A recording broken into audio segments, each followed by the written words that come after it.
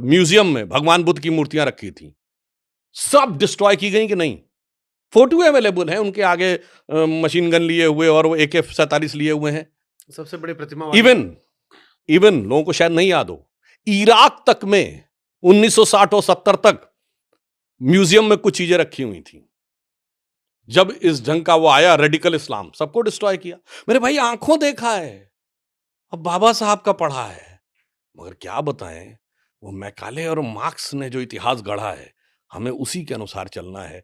और इसलिए मैं कहता हूं कि इन सारी बातों पे समझिए बहुत अच्छी तरीके से, जो इस देश को, अब एक और बात समझिए, श्रीलंका में बौद्ध विहारों पे कौन अटैक कर रहा है, कौन डिस्ट्रॉय कर रहा है?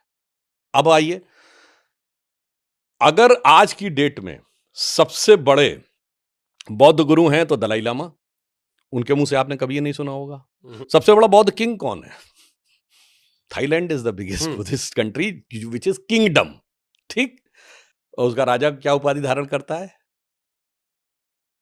उनका क्या नाम? महावज्रलोंगकोंग किंग रामा द 10th। इससे पहले जो उनके पिता थे, उनका क्या नाम था? भूमिबल अतुल तेज किंग रामा द 9th। अगर आप उसको शब्द कहें, वो थाई भाषा में भूमिबल अतुल तेज कहा जाता है। मेरे भाई, भूमिबल अतुल्य तेज किंग रामा द 9th, ये किसका टाइटल है? The only Buddhist king in the world. पूरे भारत में कहीं कोई समस्या नहीं है, कंबोडिया के अंकोर वाट से लेके सब जगह एक साथ दिखाई पड़ते हैं। भारत में सिर्फ ये राजनीति, और दुख की बात यह है, यह आजादी से पहले उतनी बड़ी समस्या नहीं थी। पहले अंग्रेजों ने इसको लड़ाने के लिए प्रयोग किया, और दुख की बात, आजादी के बाद उससे ज्यादा वामपंथियों ने इसका प्रयोग किया। इसीलिए मैं कहता हूं, करो भाई इतिहास, जिसने पढ़ाओ, मुझे आंखों देखा आज का बता दो। इराक के म्यूजियम के डिस्ट्रक्शन से लेके, काबुल के म्यूजियम के डिस्ट्रक्शन से लेके, बामियान के डिस्ट्रक्शन से लेके, चाइना और तिब्बत की तबाही से लेके, और जो कुछ आज बर्मा में हो रहा उसकी तबाही तक, और बोधगया के विस्फोट तक बता दो, उसके बाद बहस कर लो। हमारे सनातन या हिंदू धर्म से कितने धर्म निकले सर? देखिए, और क्यों निकले हैं? आपको कुरीतियों की वजह से?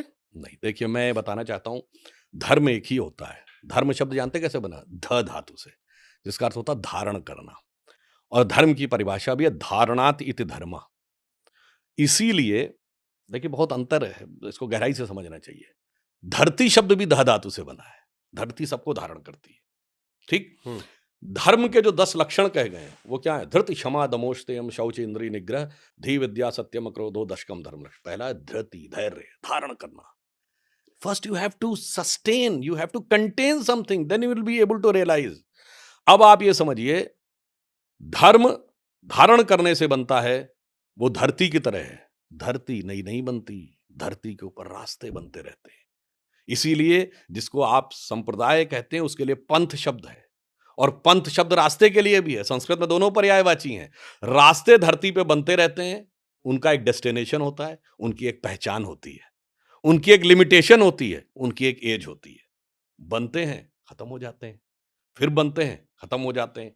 धरती यथावत रहती है। तो धर्म शाश्वत रहता है, पंथ मत संप्रदाय युगानुकूल परिस्थितियों के अनुसार बनते रहते हैं, उनके अंदर विकार आते रहते हैं, फिर उनके अंदर परिष्कार होता रहता है, और समाप्त होकर उनके नए पंथ क्रिएट होते रहते हैं। बुद्ध, सिख, देखिए इनको हिंदू धर्म से कहा जाता है कि ये तो हिंदू फैमिली का ही हाँ। है, इसमें कहीं किसी प्रकार का कोई वो नहीं है। और इवन आप ये भी देख लीजिए कि इन सारे ग्रंथों के जो मूल कनेक्शन है, सब एक दूसरे से कनेक्टेड है। मगर बड़ी मजेदार बात क्या है? बड़ी मजेदार बात यह है कि हम उस यथार्थ को समझने को तैयारी नहीं होते। अब मैं छोटी सी एक बात कहूं, जो लोग अलग आइडेंटिटी की बात कहते हैं, जब बात आती ना कि माइनॉरिटी, तो जैन भी माइनॉरिटी है, बुद्धिस्ट भी माइनॉरिटी है। पूछना चाहता हूं, भारत के इतिहास में माइनॉरिटी अफेयर्स का मिनिस्टर कोई बुद्धिस्ट हुआ है? नहीं। सिर्फ आज मोदी जी की सरकार में है श्री किरण रिजिजू। चैलेंज करके पूछता हूं, बताओ मेरे भाई, ये तो रियल माइनॉरिटी है ना, सबसे छोटी वाली, आधा परसेंट 1% वाली, उससे मतलब नहीं है। माइनॉरिटी कमीशन का चेयरमैन कभी सिख हुआ है?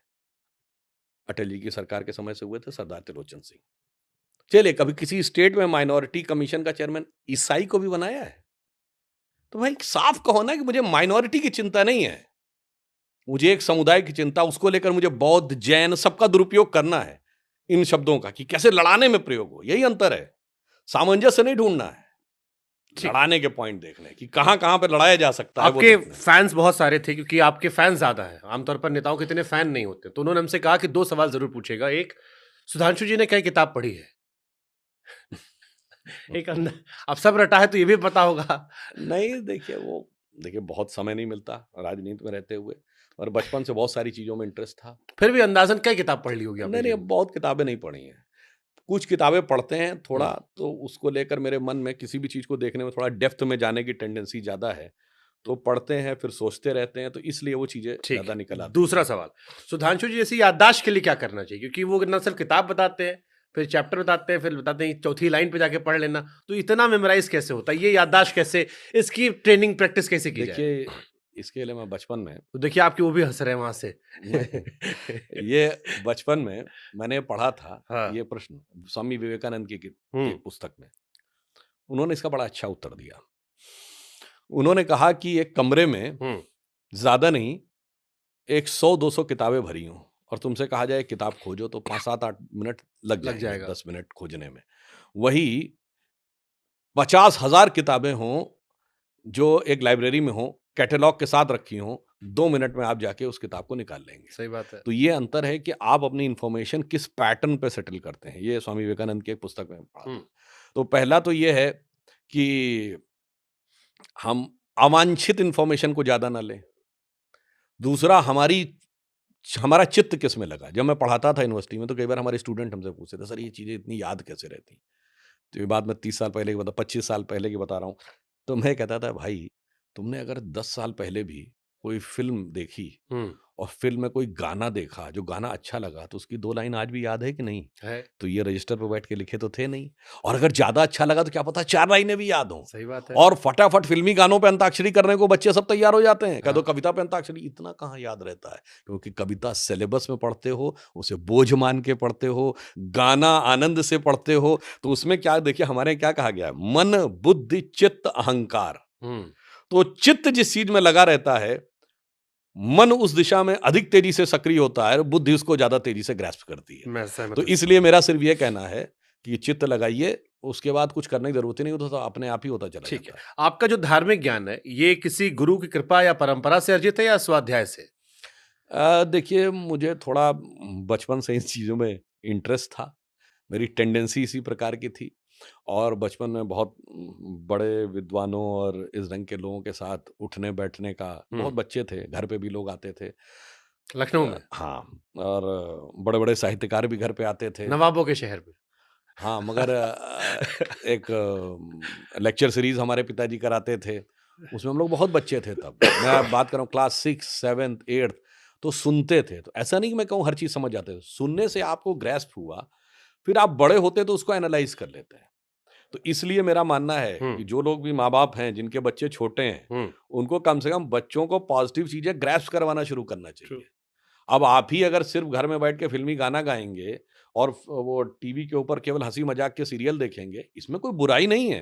पर अगर सिर्फ़ यही रहेगा, तो बच्चे का मन बहुत शार्प होता है उस चीज़ को ग्रैस्प करने में। जैसे मिट्टी जब गीली होती है, तो वो बीज को उगाने के लिए बहुत एप्रोप्रिएट स्थिति में होती है। उसमें डालना क्या है, यह चीज़ ध्यान रखनी चाहिए। तो अगर आप उसमें अच्छे सीड डालेंगे, बड़े होके वो उस ढंग का डेवलपमेंट हो जाएगा। तो ये मेरा मानना है कि उस ढंग से ये एक और हर आदमी की एक टेंडेंसी भी होती आप है। यंगेस्ट सूचना सलाहकार ही बने थे, 35 साल की उम्र में राजनाथ सिंह जी के, नहीं 30 थे। 30 साल की उम्र में, बाप रे! तो आप मैकेनिकल इंजीनियरिंग से यहाँ कैसे आ गए फिर? अब वो तो बिल्कुल अलग क्षेत्र था। वो ऐसा था कि हम संघ में बहुत सक्रिय थे और उसके बाद जब हम पास आउट करके आए तब तक वो 92 वाली सरकार हुँ, आ चुकी थी। तो संघ के माध्यम से लखनऊ में कई संघ के बड़े पदाधिकारियों से परिचय हुआ, वहाँ के माध्यम से भाजपा के कई नेताओं से परिचय हुआ, वरिष्ठ लोगों से। अब उसमें एक ब्रह्मदत्त द्विवेदी जी होते थे, जिनकी जिन्होंने डेथ हो गई। मायावती जी के हाँ, 97 रक्षा में की थी। डेथ हो हाँ, गई। कलराज मिश्रा जी थे, फिर राजनाथ जी थे, डॉक्टर जोशी से भी उस दरमियान ही परिचय हुआ। तो फिर राजनाथ सिंह जी से बहुत नज़दीकी होती चली गई और फिर वो पता ही नहीं लगता है कि कब आप कहाँ चले जाते हैं। मतलब जैसे एक ज़ौक़ का शेर है, ज़ौक़ का नाम सुना होगा ना, शेख मोहम्मद हुँ, इब्राहिम ज़ौक़ बहुत बड़े उर्दू के हुँ, शायर हुँ, हैं। उनसे पूछा गया कि भाई तुम ज़िंदगी में यहाँ आ कैसे गए? तो ज़ौक़ ने कहा ज़ौक़ दुनिया के समंदर में ये कश्ती उम्र की, हम्म, जिस जगह पर जा लगी वही किनारा हो गया। जबरदस्त। अब इस पे भी देखिए एक सवाल हमको आ गया। कई लोगों ने ये भी कहा कि जैसे आप शायरी बहुत करते हैं। अभी योगी जी ने कल परसों कह दिया कि कठमुल्लों की भाषा है और बड़ी चर्चा चल रही थी उसकी कि उर्दू ज़बान तो हमारे भारत की ही है, तो इसको फिर कठमुल्लों की भाषा कह दिया। उस भाषा से क्यों नफ़रत करना? भाषा तो सबकी होती है हाँ, और वो उर्दू तो बहुत हमारे यहाँ से बहुत निकली। बहुत अच्छी बात कही है। हुँ, जो योगी जी ने कहा है लोग उसका मतलब नहीं समझ पाए हुँ, हैं। देखिए, उर्दू हुँ, शायरी की भाषा थी। हुँ। अब उर्दू उर्दू में तो रामायण भी कट्टरपंथ, है। हाँ, बताता रहा हूँ, वो चकबस रामायण। हुँ, अब उर्दू कट्टरपंथ की भाषा हो गई, कब से? जब ये देश सेकुलर नहीं था, 1976 से पहले, जब ये 42nd अमेंडमेंट नहीं हुआ था, तब मुस्लिम समाज और उर्दू के प्रतीक, उर्दू के पोस्टर्स में क्या दिखाई पड़ता था? साहिर लुधियानवी, हुँ, हसरत जयपुरी, हुँ, मजरूह सुल्तानपुरी, हुँ, जिगर मुरादाबादी, जोश मलियावादी, शकील बदायूनी, ये होते थे उर्दू के कैफी आजमी, ये होते थे उर्दू के प्रतीक, ये होते थे मुसलमानों के प्रतीक। उस्ताद बड़े गुलाम अली, हुँ, उस्ताद अमजद अली खां, हुँ, उस्ताद जाकिर हुसैन जिनकी अभी डेथ हुई, ठीक, ये थे मुस्लिम आइडेंटिटी के प्रतीक। अब क्या हुआ, देश हो गया सेकुलर, तो एक ऐसी भाषा जो आर्टिस्टिक और क्रिएटिविटी हुँ, का एंगल जिसमें दिखाई पड़ता था, हुँ, अब वो किसकी प्रतीक माने जाने लगी? अब उसको सबसे ज्यादा यूज करने वाले में कौन?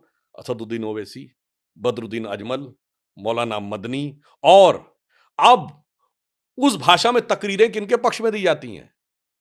एक दौर था कि उर्दू में शायरी भगवान कृष्ण के पक्ष में भी लिखी जाती थी। आपने शायद सुना हो, हुँ, वो बिहारी का बड़ा फेमस दोहा है ना, मेरी भव बाधा हरो, राधा नागर सोए, जा तन की झाई परत, श्याम हरित दुति होए।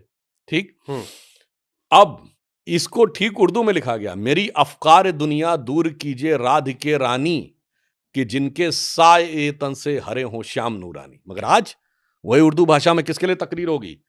अफ़ज़ल गुरु के लिए, याकूब मेनन के लिए, बुरहान वानी के लिए, ज़ाकिर नायक के लिए, इशरत जहाँ के लिए। आज बताइए कौन-सा बट उससे शायर? भाषा कैसे खरी? क्योंकि मैं और जब ना, मैंने ना, ना। पढ़ना शुरू किया सर, तो दिखाई पड़ा बृजनारायण चकबस जी, पंडित हरिचंद अख्तर साहब, 76 के बाद का संपूर्ण कोई सिंह बताइए कालरा, ना। अभी गुलजार साहब हमारे। 76 के बाद का पैदा हुआ कोई व्यक्ति बताइए। और वो 76 से पहले कोई आतंकवादियों का समर्थन करता हुआ बताइए।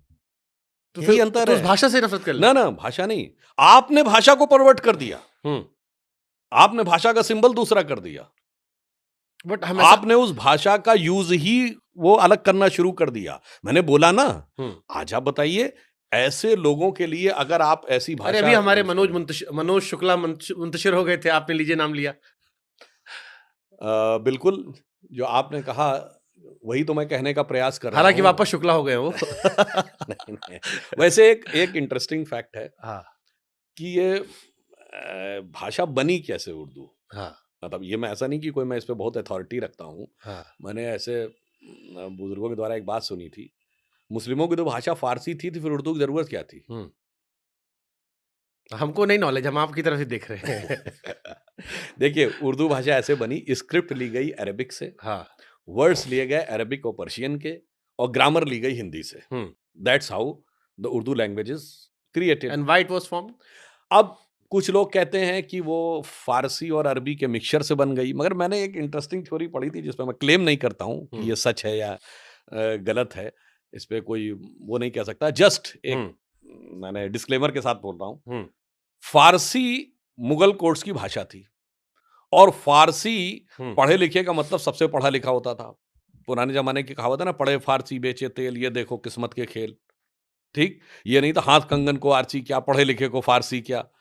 फिर ये बात आई, फ़ारसी कहाँ की थी? ईरान की। ईरान क्या था? शिया। तो ये फ़ारसी तो प्रिडोमिनेंटली शियाओं की लैंग्वेज है। तो there has to be some language which should have a सुन्नी सुन्नी इन्फ्लुएंस इफ़ेक्ट। आल्सो। हाँ। तो मैंने ये भी एक थ्योरी सुनी थी कि भाई Persian was considered as a Islamic language but more predominantly a Shia language. तो there has to be some other language जिसपे थोड़ा सुन्नी इन्फ्लुएंस ज़्यादा हो। अब ये सच है नहीं है मैं नहीं कह सकता, बट इस ये भी एक इस थ्योरी बीच है। हमने भी कहीं पढ़ा कि गाली जो आई है, इसका आविष्कार भी मुगलों के साथ हुआ था। पहले हमारे यहाँ गालियाँ अलग थीं। फिर उनके यहाँ सुअर का बच्चा शुरू हुआ कि या हराम जो हम बोलते हैं, और फिर हमने उनको उनके जो उनके रिलेशंस होते हैं उस आधार पर गाली देना शुरू किया। भगवान नहीं, नहीं, आप एक और बात देखिए, यहाँ पे मैं एक बात में जो मुस्लिम शायर हैं उनकी तारीफ करूँगा। वो लोकप्रियता के चक्कर में नहीं पड़े। वो अपनी लैंग्वेज के ऊपर स्थिर रहे। 60 और 70 के दशक में जितने फ़िल्मी गाने लिखे गए, आप देखिए सब में क्या खालिस उर्दू के शब्द हैं। जिहाल मुस्किन मुगम्बर रंजिश बहार हिजरा में सारा दिल है, और लोगों ने पढ़े। इब्तिदाए इश्क में हम सारी रात जागे, अल्लाह जाने क्या होगा आगे। अब जा बलब हूँ शिद्दते दर्दे बयां से मैं, वाकिब हूँ आज इश्क के अर्जे बयां से मैं। और लोगों ने गाने सुने।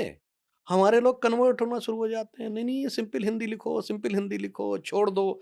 ये अंतर होता है कि आप दृढ़ता के साथ अपने विषय पे खड़े ना। अब कोई ये कहे कि साहब शेर व शायरी है, ये चीज़ों के लिए बहुत से लोगों ने, आपको याद हो, शायद मुझे याद नहीं है वो किन्होंने, शायद कौन शायर थे मुझे याद नहीं है, तो नीरज से उन्होंने कहा कि साहब, गोपाल दास नीरज, उनसे उन्होंने कहा कि साहब उर्दू ज़बान के अलावा तो अच्छी शायरी का गीत लिखा ही नहीं जा सकता। तो फिर नीरज ने वो गाना लिखा और वो खूब हिट भी हुआ। बादल बिजली चंदन पाए पानी जैसा अपना प्यार, लेना होगा जन्म हमें कई कई बार। इसमें कहीं उर्दू नहीं है, फिर भी गाना हिट हुआ। इवन ऐसे भी गाने हम लोगों ने बचपन में सुने, चंचल शीतल निर्मल कोमल संगीत की देवी स्वर सजनी, सुंदरता की हर प्रतिमा से रूप में तो सुंदर सजनी। ये भी हिट हुआ, सत्यम शिवम सुंदरम का लेकिन था। फिर भाई उर्दू मुसलमानों की भाषा थोड़ी ना, क्यों इसको अब ये बना दिया गया? मैं आपको भी सुन रहा हूँ। हाँ, बहुत अच्छी मुझे बात ऐसा लग रहा है आपने कि ये कही। उनकी भाषा है, हमारी हाँ, अलग है। हाँ, बता रहा हूँ ये क्यों हुआ। जैसे कर्नाटक गवर्नमेंट ने अभी शायद चिकमंगलूर जिले में, वो जिला मुझे थोड़ा सा वो हो रहा है, उसमें एक ऑर्डर निकाला है कि जो आंगनवाड़ी वर्कर हैं उनको कन्नड़ के अलावा वो भी आनी चाहिए उर्दू, क्योंकि उस इलाके में 90% मुस्लिम रहते हैं। तो किसने जोड़ा उर्दू को मुस्लिम से? बट हमारी भी बोलचाल भाषा में तो आती। योगी जी ने जब नहीं, क्रिटिसाइज किया उसमें भी 10 वर्ड उर्दू के थे। मैं वही तो बात कह रहा हूँ। आप कह रहे हैं और किस इंटेंट से कह रहे हैं, तो उसको आप चेंज कर सकते हैं, सरकार आपकी है। आप तो बता तो रहे हैं, इसीलिए तो अब परिवर्तन आने शुरू हुआ। तो सिर्फ सरकार का ही विषय नहीं था। याद करिए एनडी तिवारी जब थे, तो उन्होंने उर्दू को तीसरी राजभाषा के रूप में इंक्लूड किया। किस लिए? कहा गया माइनॉरिटी का ध्यान रखना है। कौन जोड़ रहा है? अरे तो आपने छीना ना, आप सरदार पटेल को छीन लाए। नहीं, विषय ये नहीं है। आप आजाद जी को छीन लाए। पहला आपका सवाल ये था सुभाष चंद्र बोस जी को छीन लाए, तो उर्दू पहला, क्यों नहीं छीन ले रहे? आपकी नहीं भाई, ये तुम्हारी नहीं है, ये सबकी भाषा है। बता रहा हूं। पहले आपने ये प्रश्न किया कि मुस्लिमों से किसने जोड़ा। हाँ, मुस्लिमों से सेकुलर दलों ने जोड़ा। ठीक है। ठीक। अब मेरा मानना है यदि आप उसमें से मुस्लिम एंगल हटा देते तो फिर उसके बाद वो चीजें अपने आप क्लियर हो जाती। तो इसलिए हम ये कहना चाहते हैं, ऐसा तो नहीं है, आपको पता है एक से एक बड़े से बड़े हिंदू शायर भी हुए हैं। हाँ हाँ, रघुपत सहाय, फिराक गोरखपुरी, राम प्रसाद बिस्मिल। और आपको एक बताएं, एक थे विश्वनाथ प्रसाद माथुर लखनवी, जिन्होंने एक ऐसी बात कही है जो किसी मुस्लिम के लिए भी बड़ी वो हो जाएगी। उन्होंने कहा, खुदा का शुक्र है हम हिंदुओं में कोई शब्बीर का कातिल नहीं है। शब्बीर समझ रहे हैं ना, मोहम्मद साहब के नवासे जो करबला के मैदान में जिनको कत्ल किया गया था। बहुत, और जो उर्दू में रामायण लिखी है, चकबस्त रामायण, तो ब्रज नारायण चकबस्त हैं। तो यही तो मैं कह रहा हूं, तो आप वापस खींच क्यों नहीं ला रहे? विषय इसका नहीं, हम खींचने की बात ही नहीं कर रहे हैं। हम कह रहे हैं जो आपने उसके अंदर परवर्जन कर दिया, पहले उसको आइडेंटिफाई करिए कि आपने इसको एक पर्टिकुलर विचारधारा से जोड़ दिया है, पर्टिकुलर धर्म नहीं। आज आप, अच्छा ये बताइए, जितने भी यहां पे एक अच्छी बात भी आपको समझनी चाहिए, उत्तर से दक्षिण तक देखिए, कभी आपने सुना भारतीय समाज में कहा जाएगा भाषा की विविधता है, विविधता को फिर ले जाओ विभाजकता तक और फिर उसमें लड़ाई लड़वाओ। लड़ो भाई साहब, तमिल हिंदी पे लड़ जाओ, मराठी हिंदी पे लड़ जाओ, बंगाली पंजाबी पे लड़ जाओ, भाषाओं को लेकर आपस में लड़ जाओ। और ये बताइए, ये मैं कह रहा हूँ फूड फॉर थॉट, सबको सोचना चाहिए। कभी आपने सुना है कि असदुद्दीन ओवैसी कहें, वो तो हैदराबाद के रहने वाले हैं, कि मुझे तेलुगु में बोलना है? कभी महबूबा मुफ्ती के मुंह से सुना है कि मुझे कश्मीरी में बोलना है? नहीं। कभी बदरुद्दीन अजमल के मुंह से सुना है कि मुझे असमिया में बोलना है? नहीं। कभी मौलाना मदनी के मुंह से सुना है कि मुझे तमिल में बोलना है? सोचिए, विचार करिए, उसके बाद इन प्रश्नों के उत्तर आपको स्वयं मिलना शुरू होंगे। कि एक तरफ कहा जाता भाषा की विविधता का सम्मान करो, नहीं, वो तो अलग बात है, विविधता का सम्मान ही मत करो, भाषा पे घमासान करो। और दूसरा वर्ग इतनी समझदारी से चलता है, वो कहता कभी कोई भाषा पे मुझे लड़ा नहीं सकता। ठीक है, मैं गहरी बात आपने कही है, इसको हम ध्यान भी देंगे। चाल, चरित्र, चेहरा, ये 3 शब्द थे जो बीजेपी को हमें शुरुआती दौर में सुनाई पड़ते थे। अभी बीजेपी वैसी ही है? अटल अ, जी से मोदी जी के दौर में? चिंतन वही है, चाल तेज हो गई है, चरित्र और प्रखर हो गया है और चेहरा और मुखर हो गया है। 4 चीजें थी, चाल, चिंतन, चेहरा, चरित्र। हुँ। ये सवाल मैं इसलिए पूछा क्योंकि अभी दिल्ली के मुख्यमंत्री के नाम का अनाउंसमेंट हुआ, रेखा गुप्ता जी का। बहुत सारे पॉजिटिव पॉइंट सामने आए, जो आप लोगों ने भी सामने रखे कि क्या-क्या वजह थी, तो उसको मुझे बताने की ज़रूरत नहीं है। लेकिन उनके पुराने ट्वीट्स बहुत सारे आए और उसमें जो भाषा थी, वो बड़ी चिंताजनक थी क्योंकि आप ही की सरकार इस देश में कई सारे यूट्यूबर्स पर कार्रवाई कर रही है और पूरे देश ने विरोध किया, उसमें हम भी शामिल थे। बड़ी मुखरता से हमने विरोध किया। फिर वो भाषा हमने देखी तो लोगों ने कहा यार बच्चों को तो हम कह रहे हैं लेकिन यहाँ नेताओं में तो उससे प्रो लेवल की भाषा है और वो भी शर्मसार करने वाली भाषा थी जिन शब्दों का इस्तेमाल मैं नहीं कर सकता, वो ट्वीट्स डिलीट कर दिए गए। तो क्या इन चीजों का ध्यान नहीं रखते आप लोग जब नेता चुनते हैं? देखिए, भाषा की मर्यादा सभी को ध्यान रखनी चाहिए हम्म। और राजनीति में शब्दों का चयन बहुत सोच समझ के करना चाहिए। परंतु कभी-कभी भाषाओं के कोई शब्द किसी संदर्भ और प्रसंग विशेष में प्रयोग होते हैं। परंतु मेरा मानना है किसी भी संदर्भ प्रयोग में भी संयम का पूरा ध्यान रखना चाहिए। आपकी पार्टी ध्यान रखती है ऐसे लोगों पर? हाँ जी, बिल्कुल, हम लोग तो इस बात का पूरा ध्यान रखते हैं। अगर आप देखें, एक छोटा-सा उदाहरण देता हूँ, हम्म। जो लोग इधर-उधर की बातें कोट करते हैं। प्रधानमंत्री नरेंद्र मोदी जी के लिए हम्म। किन शब्दों का प्रयोग हुआ? मर जा, कब्र खुदेगी, फलाने की मौत, इस तरह की मौत और बोटी-बोटी काट डालूँगा। मैं चैलेंज करके कहता हूँ, हमारी पार्टी के किसी भी नेता ने कभी विपक्ष के किसी भी नेता की बोटी-बोटी काट डालूँगा, कब्र खुदेगी, हिटलर की मौत और विद ड्यू कैविएट कुत्ते की मौत ऐसे शब्दों का प्रयोग किया। इवन जब इमरजेंसी लगी थी, हम्म। लोकतंत्र की मौत हो गई थी, तब भी इंदिरा जी के लिए इन शब्दों का प्रयोग नहीं किया और जो लोग कहते थे, इमरान मसूद बोटी-बोटी काट डालूँगा, वो सपा में थे। राहुल गांधी जी 2014 के चुनाव में अगले दिन कोई जाके वेरीफाई कर सकता है, नेक्स्ट डे चुनाव प्रचार करने गए। कांग्रेस के कैंडिडेट नहीं थे, फिर आप क्यों गए? और उसके बाद इतना उनके प्रति प्रेम पैदा हो गया कि उन्हें कांग्रेस में ले आए और आज वो कांग्रेस में मेंबर ऑफ बट पार्लियामेंट है। ठीक है, आप जो बात कर रहे हैं इसमें और भी बहुत सारी मणिशंकर अय्यर जी का बयान है और बहुत सारे और बहुत बयान सारा है। मतलब वो एक लिमिट है। मौत का सौदागर वगैरह वगैरह और आज तो एक लंबी और मैं लिस्ट है। बात कहूँगा। लेकिन सर ये तो आपकी साइड से भी आता है, जैसे 50 करोड़ की गर्लफ्रेंड वाला डायलॉग था या सोनिया जी को लेकर कई बार। बहुत अच्छा आपने कहा, 50 करोड़ की गर्लफ्रेंड में किसी का नाम था? बट एक महिला को इस तरह से नहीं पैसों तो से नाम जोड़कर आपने क्यों जोड़ा? जैसे प्रधानमंत्री ने कहा पार्लियामेंट में हँसते हुए, मुझे आज उसकी याद आ गई। तो वही उड़ता तीर तो आपने पकड़ लिया।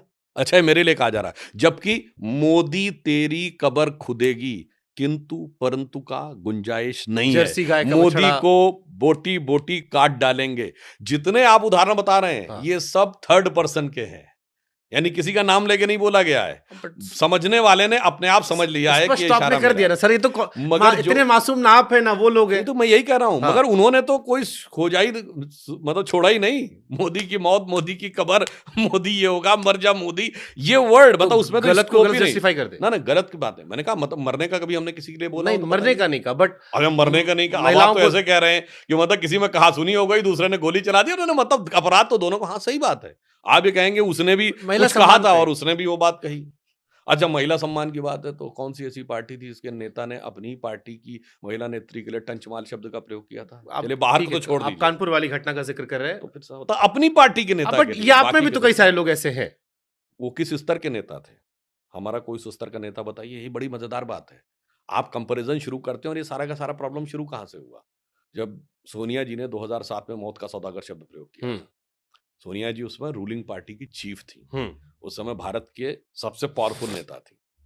उनके स्तर से बात शुरू हुई और तब ये बात यहां तक पहुंची। और बाकी छोड़िए, ठीक है, चलिए आप व्यक्ति की बात कह रहे हैं, हम्म। ये बताइए यहां तो पूरी पूरी कम्युनिटी के लिए इरेडिकेशन ऑफ सनातन धर्म, हिंदू धर्म का समूल नाश।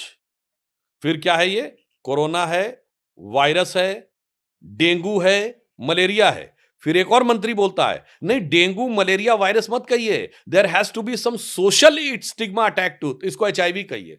पूछिए भाई, ये तो भारत की अस्मिता के प्रतीक के लिए इतने घटिया शब्दों का प्रयोग कर रहे हैं और व्यक्तिगत कमेंट के ऊपर लेके बचने का प्रयास कर रहे हैं। इसे कहते हैं तिनके की ओट में पहाड़ छुपाने ठीक की है, मेरे पास कोशिश। सवाल क्योंकि बहुत लंबे हैं इसलिए मैं क्रॉस क्वेश्चन आज कम करूंगा। कुंभ को लेकर मैंने बागेश्वर जी का इंटरव्यू किया, उन्होंने कहा कि अगर सेना को सौंप देते तो ये कलंक नहीं लगता। ये मेरे पॉडकास्ट में उन्होंने कहा, मैंने आपकी तस्वीर भी देखी, अभी आप उनसे मिलकर आए हैं। कुंभ में कलंक लगा?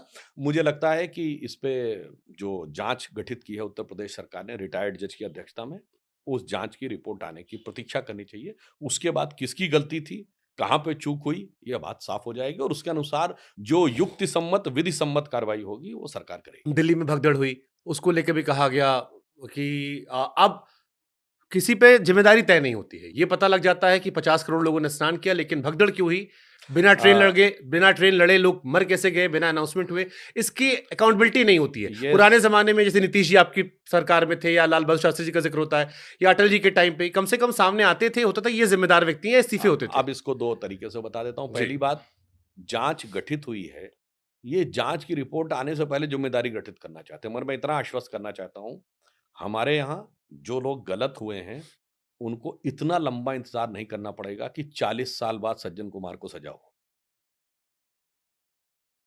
कितना? 2 पीढ़ी के बाद। इसलिए मैं कहना चाहता हूँ, जाँच की प्रतीक्षा करिए और दूसरा एक और फैक्ट हुँ, फैक्ट मात्र 2-3 हफ्ते पहले की तो बात है, जब ये विपक्ष के नेता बोल रहे थे, इतने लोग थोड़ी आ रहे हैं, ये तो एक्ज़ैगरेटेड फिगर्स हैं।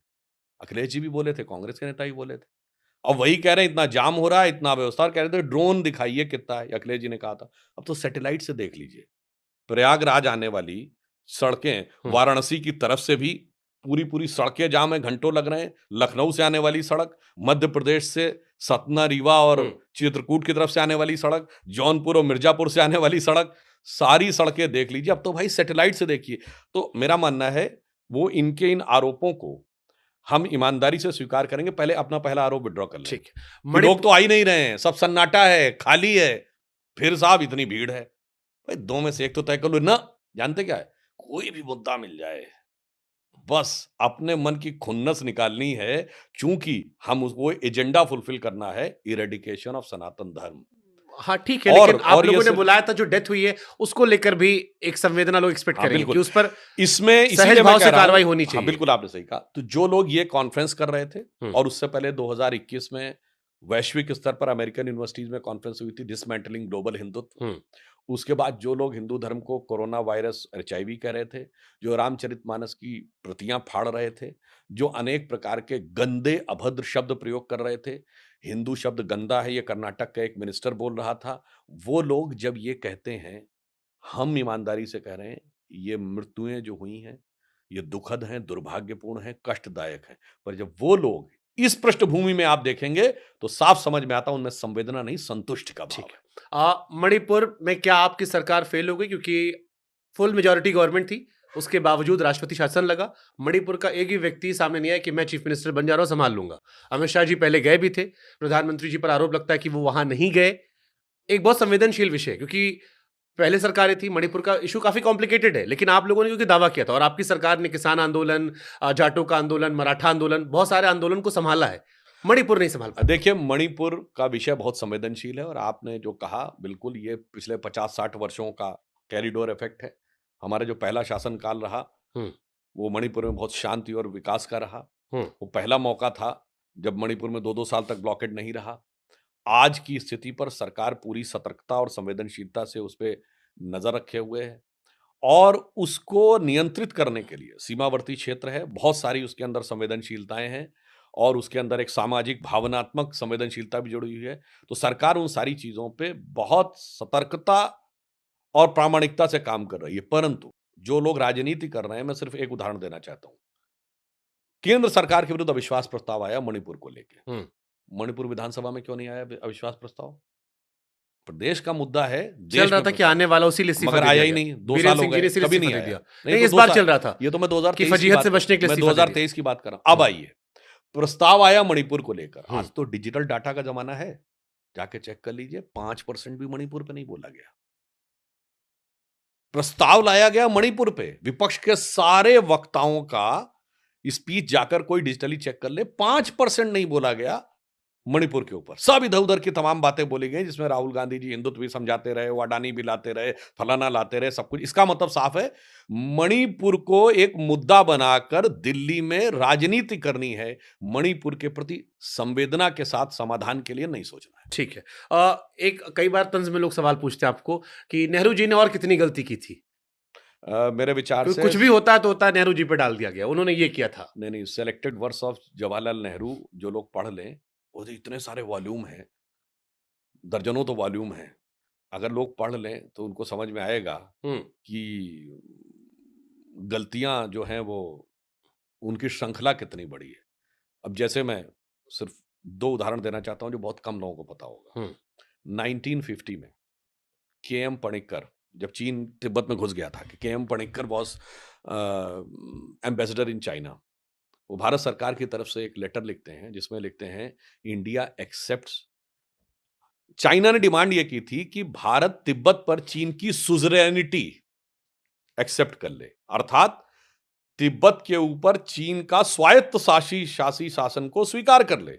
भारत सरकार ने लिख दिया we accept the Chinese sovereignty over Tibet, यानी हम तिब्बत पर चीन की संप्रभुता को स्वीकार करते हैं। और उसके बाद जब संसद में यह विषय उठा तो उस समय विदेश राज्य मंत्री एक महिला थी, उनका मुझे नाम नहीं ध्यान है, उन्होंने जवाब में ये कहा कि नहीं नहीं नहीं, जो लिखा गया है वो राजदूत के द्वारा, वो सरकार का ऐसा विचार नहीं है। राजदूत ने बाद में अपनी किताब में लिखा है कि एम पणिक्कर ने बिल्कुल हमने सरकार के निर्देश पे किया, और यदि सरकार कह रही है कि ऐसा विचार नहीं था तो ऐसे राजदूत को तो डिसमिस कर देना चाहिए था, कार्रवाई कर देनी चाहिए थी। ये है।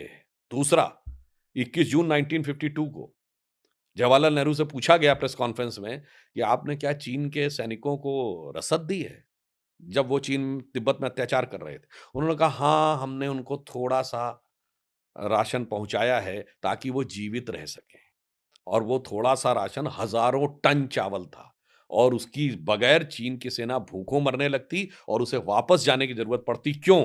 क्योंकि ल्हासा से जो नियरेस्ट शहर था चीन का वो था चेंगडू, वो 2000 किलोमीटर से अधिक दूरी पे था, और उस जमाने में तिब्बत में ऐसी सड़कें नहीं जैसी आज हैं, बड़ी टूटी फूटी सड़कें थी। भारत से 250 पौने 300 किलोमीटर के दूर में था तवांग से, और भारत की तरफ सड़कें अच्छी थी क्योंकि शताब्दियों से तिब्बत से व्यापार होता रहा था। तो आप ये सोचिए आप किस किस को गलती क्या क्या गिनाएंगे। हम्म। इसीलिए मेरे विचार से हमें कोई जवाहरलाल नेहरू जी की हम्म। गलतियां बताने में रुचि नहीं है, हम्म।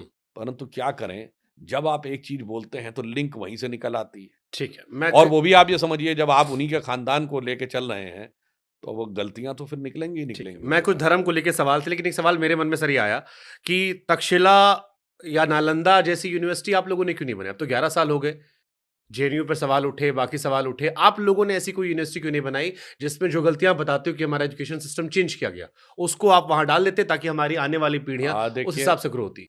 देखिए आपने बहुत अच्छी बात कही है। हमारी सरकार ने आने के बाद 2020 में पहली बार नई एजुकेशन पॉलिसी लेके आई हम्म। जिसमें आमूल-चूल परिवर्तन हम्म। एजुकेशन की फील्ड में किया गया। जैसे मैं एक उदाहरण देना चाहता हूँ, इससे पहले क्या होता था, 3 इयर्स का डिग्री कोर्स है। 2 साल के बाद कोई बच्चा तीसरा साल नहीं कर पाया तो उसका पूरा बेकार हो गया। हमने उसका बिल्कुल अलग-अलग सर्टिफिकेशन कर दिया है। केवल फर्स्ट ईयर करके हट जाएगा तो सर्टिफिकेट मिल जाएगा, सेकंड ईयर करके हट जाएगा तो डिप्लोमा मिलेगा, थर्ड ईयर करके हटेगा तो डिग्री मिलेगी, और फोर्थ ईयर भी कर लेगा तो ऑनर्स की डिग्री मिल जाएगी। फिर हमने रिसर्च के लिए एक अलग व्यवस्था की है, और ताकि इस ढंग की यूनिवर्सिटीज को डेवलप हो सके हमने करीब 600-700 यूनिवर्सिटीज और एक्स्ट्रा बनाई है। जहां तक आप नालंदा के बनाने की बात कर रहे हैं, मैं 2 बातें उस इसमें। पैटर्न की बात कर हाँ, रहा हूं, जो हाँ। उस पैटर्न पे देखिए, पहले भारत के अंदर जो जागृति और स्वाभिमान उभरना शुरू हुआ है, वो आत्मविश्वास एक बार आ तो जाए, उसके बाद नालंदा की यूनिवर्सिटीज या तक्षशिला की यूनिवर्सिटीज कोई राज्य के द्वारा संचालित नहीं थी, ये पूरा समाज के द्वारा संचालित थी। इवन अगर आप ये भी ध्यान करें हम्म। तो महाभारत में जब युधिष्ठिर के जुए वाला उल्लेख आता तो वो कहता है विश्वविद्यालयों, मंदिरों और उनकी संपत्ति को छोड़ के सारा राज्य दांव पे लगाता हूं। तो they were not considered the state subject. तो वो चीजें उभरेंगी, सरकार निश्चित रूप से उसकी भी व्यवस्था करेगी।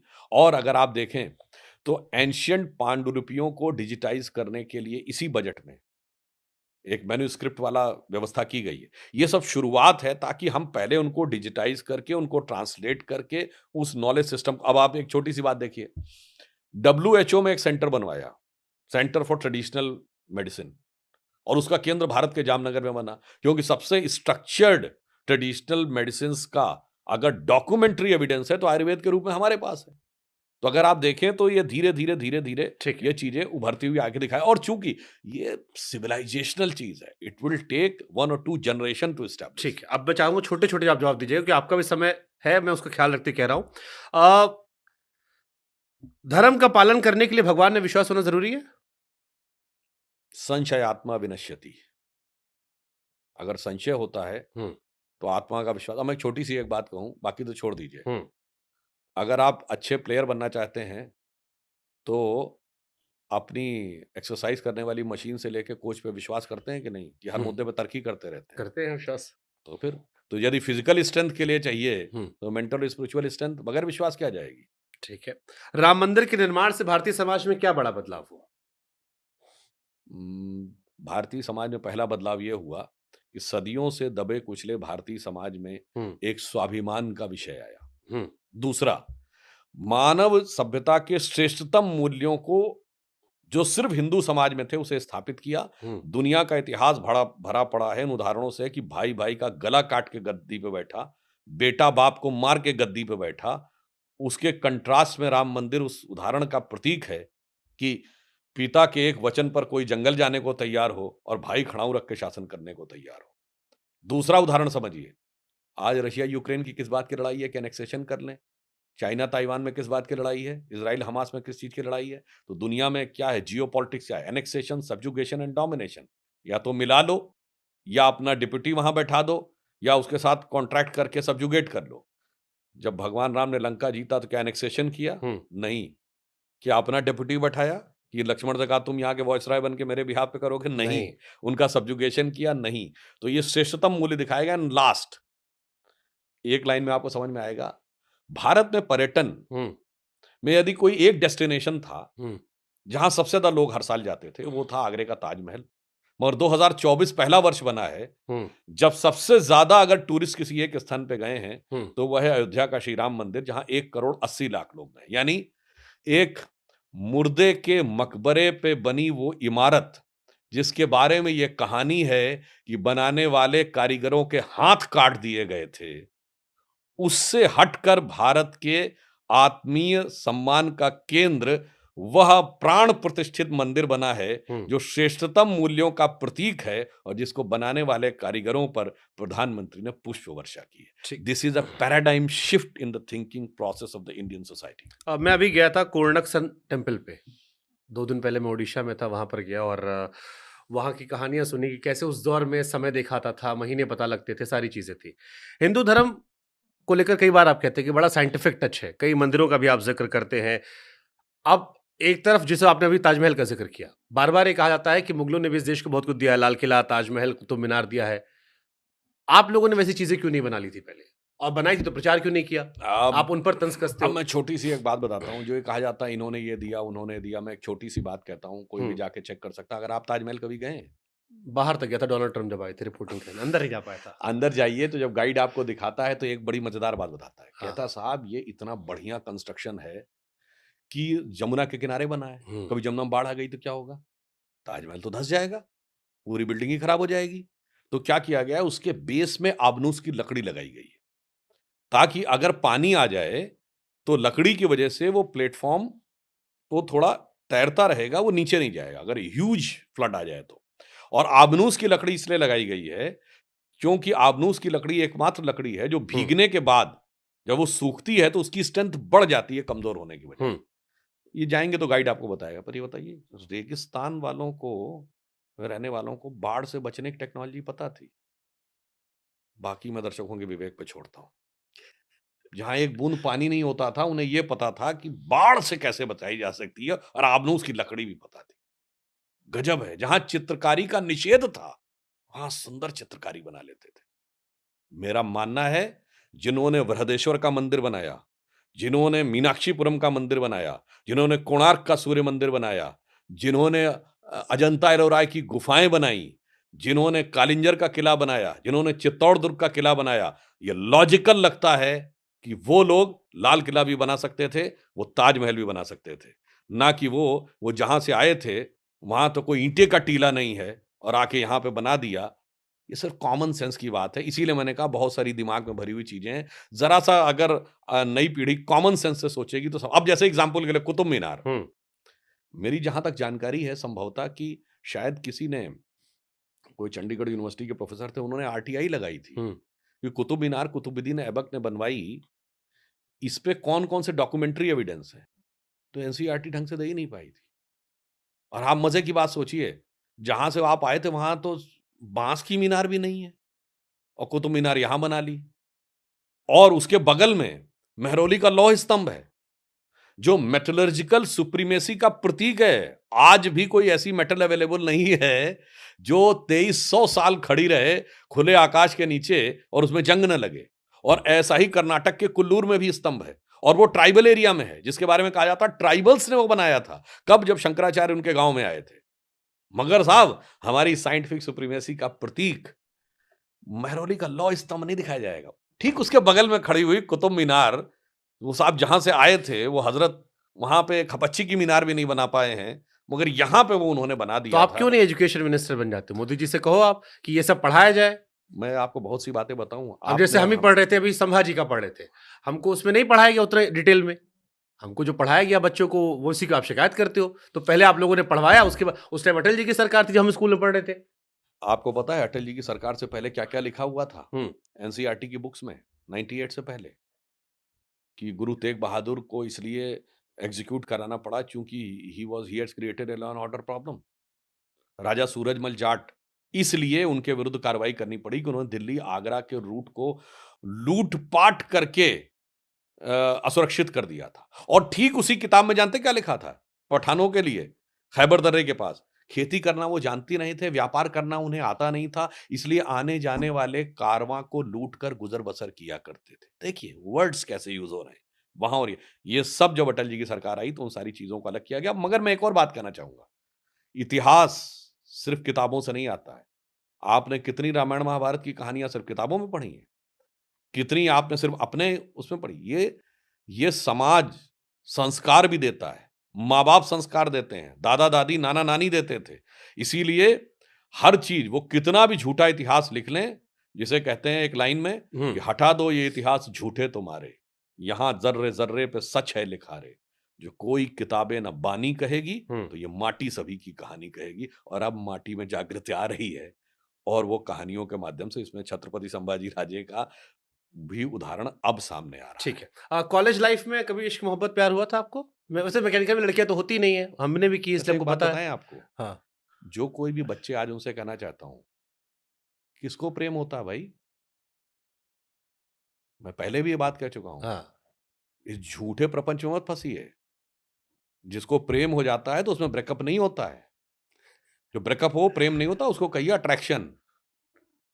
अट्रैक्शन में कौन ये फीलिंग होती है कि मुझे कुछ चाहिए और मुझे तुझसे कुछ चाहिए। नहीं पूरा हुआ तो फिर देख लूंगा या देख लूंगी। तो ये जो मोहम्मद शमी, युजवेंद्र चहल, हार्दिक पांड्या, शिखर धवन, शादी के बाद डिवोर्स हुआ इन सबका, ये क्या था? देखिए, वो मैं किसी के व्यक्तिगत जीवन पर नहीं हाँ, बट करना डिवोर्स बहुत चाहता। बढ़ गया अभी देश में। देखिए, उसका भी एक और कारण है कि वास्तविकता में प्यार तो 0.1% में नहीं होता। बहुत बड़ी चीज है प्यार, जिसे क्या वो है प्यार? बताता हूँ। उसको आप ऐसे समझिए, जो वसीम बरेलवी साहब का एक बड़ा प्रसिद्ध शेर है कि माना मुझे अपना हाल बयां करना नहीं आता, हम्म। तुझे भी तो उसे एहसास करना नहीं आता। वो दिन गए जब मोहब्बत हुआ करती थी जान की बाजी, हम्म। अब कोई बिछड़ जाए तो कोई मर नहीं जाता। तो आप ये समझिए, अब तो उल्टा ये कहता है मैं मार के काट के सूटकेस में भर दूंगा। ये प्यार नहीं होता। मैं होता सब क्या यंग प्यार? बच्चे बच्चियों से कहूंगा, प्यार एक बहुत एसोटेरिक किस्म की चीज है। ये जस्ट एक मियर फिजिकल अट्रैक्शन को मार्केटिंग फोर्सेस और वो सारी फोर्सेस जो भारतीय परिवार को तोड़ना चाहती हैं, आपके मन में प्यार के रूप में भरने का प्रयास करती हैं। प्यार एक अलग अनुभूति, और प्यार भारत में मल्टी डायमेंशनल है। ये प्यार सिर्फ एक लड़का लड़की के बीच में क्यों होगा जी? हमारे यहां प्रेम इतना बहुआयामी है। मुझे अपनी मिट्टी से भी प्रेम होता है, मुझे अपने देवता से प्रेम है, माँ बाप से प्रेम है, श्रवण कुमार, मित्र से प्रेम है, कृष्ण सुदामा। अगर देखा जाए भाई भाई का प्रेम है, राम लक्ष्मण। भरत का भाई के प्रति प्रेम है, वो देखिए राम और भरत। पति पत्नी का प्रेम है, अनेकों उदाहरण है, सावित्री सत्यवान।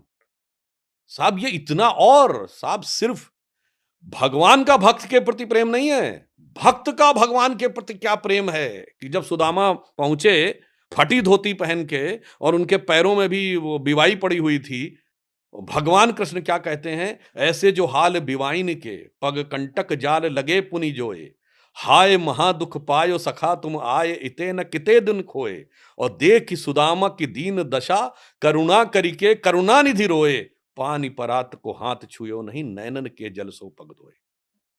अरे प्रहलाद को बचाने के लिए भगवान आते हैं। अरे प्रेम इतना व्यापक है, इसे एक लाइन में अज्ञेय की पंक्ति में कहूंगा, क्या आज लोगों ने उसको इतना मतलब वैसा बना दिया है, बड़े हल्के स्तर के ऊपर।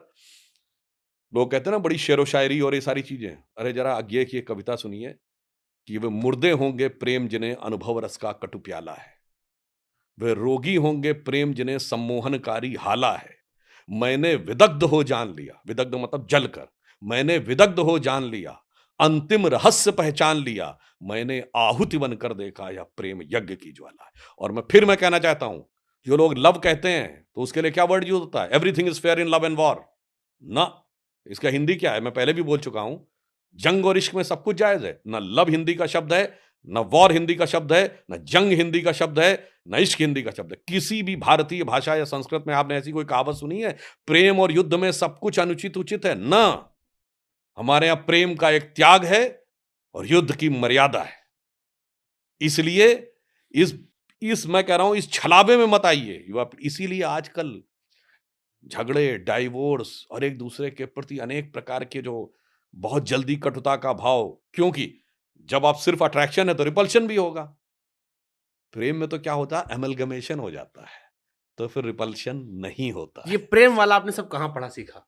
चलो हमको वो आ गया कि धर्म के रुचि थी, किताबें पढ़ ली, प्रेम आपने कहाँ बता अनुभव रहा किया? हूं, ये भी हमको थोड़ा अपना अनुभव कारण बताइए। क्या है, आप ज्ञान योग, भक्ति योग और कर्म योग पढ़िए। हुँ, तो भक्ति क्या है, ये प्रेम का एक इवॉल्व्ड स्वरूप है। हुँ, जैसे हुँ, चाहे जिसे कहते हैं सेवक भाव की भक्ति हुँ, या सखा भाव की भक्ति। सेवक भाव की भक्ति जो तुलसीदास की है, हुँ, और सखा भाव की भक्ति जो सूरदास की है।